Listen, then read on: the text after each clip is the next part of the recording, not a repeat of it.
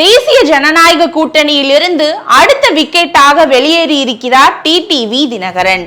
தான் வெளியேறியதற்கு நயினார் நாகேந்திரன் தான் காரணம் என்று அவர் சொன்னதுதான் இப்போது அரசியல் வட்டாரத்தில் அனலை கிளப்பியுள்ளது. மேலும் அவர் அண்ணாமலையை புகழ்ந்து பேசியிருப்பது பல்வேறு சந்தேகங்களையும் உருவாக்கியுள்ளது. 2026 சட்டப்பேரவை தேர்தலில் திமுகவை வீழ்த்த வேண்டும் என்பதுதான் இப்போது பாஜகவின் ஒரே இலக்கு.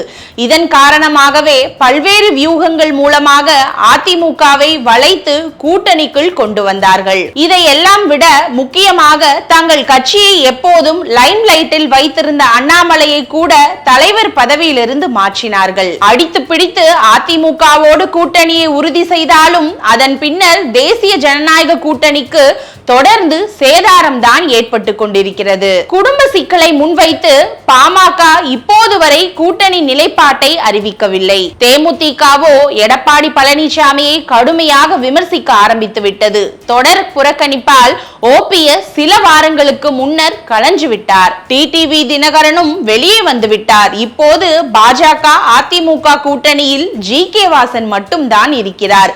கிருஷ்ணசாமி கூட எடப்பாடி பழனிசாமியை சாட ஆரம்பித்து விட்டார். தேசிய ஜனநாயக கூட்டணியில் இருந்து வெளியேறிய தினகரன் நயினார் நாகேந்திரன் ஆணவத்தோடு நடந்து கொள்கிறார், எங்களுக்கு உரிய மரியாதை கொடுக்கவில்லை, இபிஎஸ் மட்டும் இருந்தால் போதும் என நினைக்கிறார் என பகிரங்கமாக குற்றம் சாட்டியுள்ளார். அதே நேரத்தில் அண்ணாமலை தான் எங்களை ஒருங்கிணைத்தார், அவர் எங்களுக்கு உரிய மரியாதை கொடுத்தார், அவர் இருந்திருந்தால் இப்படி நடந்திருக்காது என்று தெரிவித்துள்ளார். இதுதான் இப்போது பல கேள்விகளையும் எழுப்பியுள்ளது. இந்த சர்ச்சைகளுக்கு பதில் கூறியுள்ள நயினார் நாகேந்திரன், இபிஎஸ், ஓபிஎஸ், தினகரன் மூவருமே எனக்கு நண்பர்கள் தான். தேசிய ஜனநாயக கூட்டணி வலுவாக இருக்க வேண்டும், விரைவில் அனைவரும் ஓரணியில் வருவார்கள் என்று சொல்லியுள்ளார். மேலும் அண்ணாமலையும் இப்போது இபிஎஸ் தான் முதல்வர் வேட்பாளர் என்கிறார். அப்புறம் என்னை எப்படி குறை கூற முடியும், அமித்ஷா சொன்னதையே நாங்கள் பின்பற்றுகிறோம் எனவும் பதிலடியும் கொடுத்துள்ளார். அதே நேரத்தில் தினகரன் மற்றும் ஓபிஎஸ் உடன் நெருக்கமாக இருந்தவர் அண்ணாமலை. எனவே தமிழக பாஜகவில் தனக்கான முக்கியத்துவம் குறைந்தால் இவர்களை தூண்டி விடுவதன் மூலம் தனக்கான இமேஜை உயர்த்த அண்ணாமலை கணக்கு போடுகிறார் எனவும் அரசியல் வட்டாரத்தில் பேசப்படுகிறது. நயினார் நாகேந்திரன், ஓபிஎஸ், தினகரன் அனைவருமே அதிமுகவில் பணியாற்றியவர்கள். இன்னும் சொல்ல போனால் ஒரே சமூக பின்னணியை உடையவர்கள். எனவே தென் மாவட்டங்களில் தனது இருப்பை வலுவாக்க தினகரன், ஓபிஎஸ் ஆகியோரை நயினார் நாகேந்திரன் கார்னர் செய்வதாகவும் சொல்லப்படுகிறது.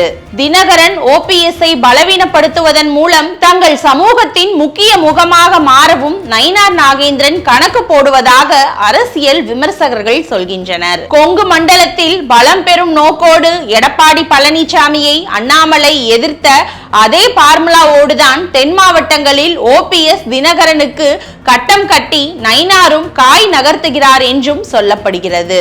தினகரன், நயினார் நாகேந்திரன், அண்ணாமலை என முக்கோண விளையாட்டில் 3 முக்கிய நகர்வுகள் உள்ளன.